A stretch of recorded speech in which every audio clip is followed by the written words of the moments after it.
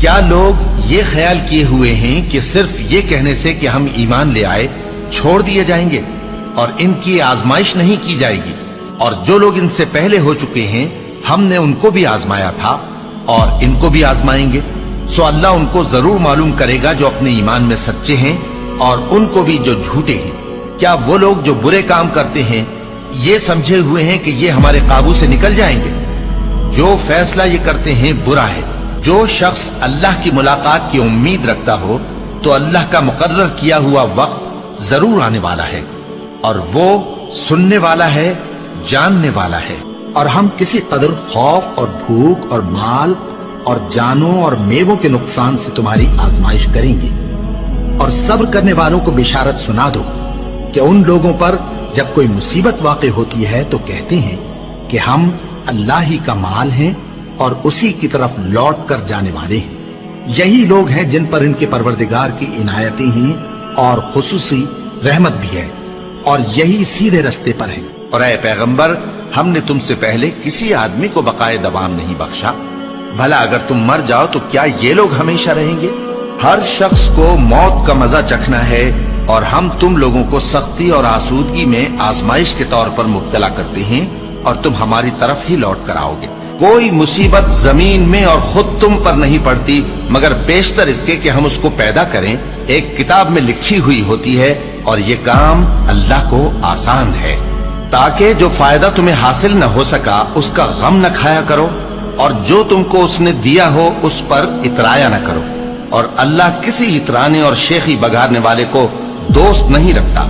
اور ہم نے تمہیں ایک دوسرے کے لیے آزمائش بنایا، کیا تم لوگ صبر کرو گے؟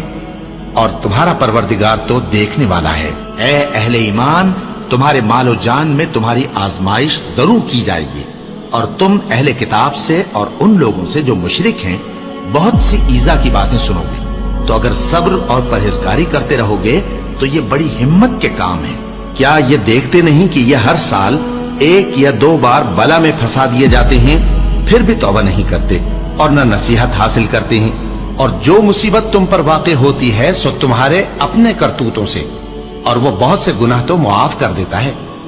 اور تم زمین میں اللہ کو عاجز نہیں کر سکتے، اور اللہ کے سوا نہ تمہارا کوئی دوست ہے اور نہ مددگار۔ کیا تم یہ خیال کرتے ہو کہ یوں ہی بہشت میں داخل ہو جاؤ گے، اور ابھی تم کو پہلے لوگوں کی سی مشکلیں تو پیش آئی ہی نہیں؟ ان کو بڑی بڑی سختیاں اور تکلیفیں پہنچیں، اور وہ صعوبتوں میں ہلا ہلا دیے گئے، یہاں تک کہ پیغمبر اور مومن لوگ جو ان کے ساتھ تھے سب پکار اٹھے کہ کب اللہ کی مدد آئے گی۔ دیکھو، اللہ کی مدد ان قریب آیا چاہتی ہے۔ اللہ کسی شخص کو اس کی طاقت سے زیادہ کا ذمہ دار نہیں بناتا۔ اچھے کام کرے گا تو اس کو ان کا فائدہ ملے گا، برے کرے گا تو اسے ان کا نقصان پہنچے گا۔ اے پروردگار، اگر ہم سے بھول یا چوک ہو گئی ہو تو ہم سے مواخذہ نہ کیجو۔ اے پروردگار، ہم پر ایسا بوجھ نہ ڈالیو جیسا تو نے ہم سے پہلے لوگوں پر ڈالا تھا۔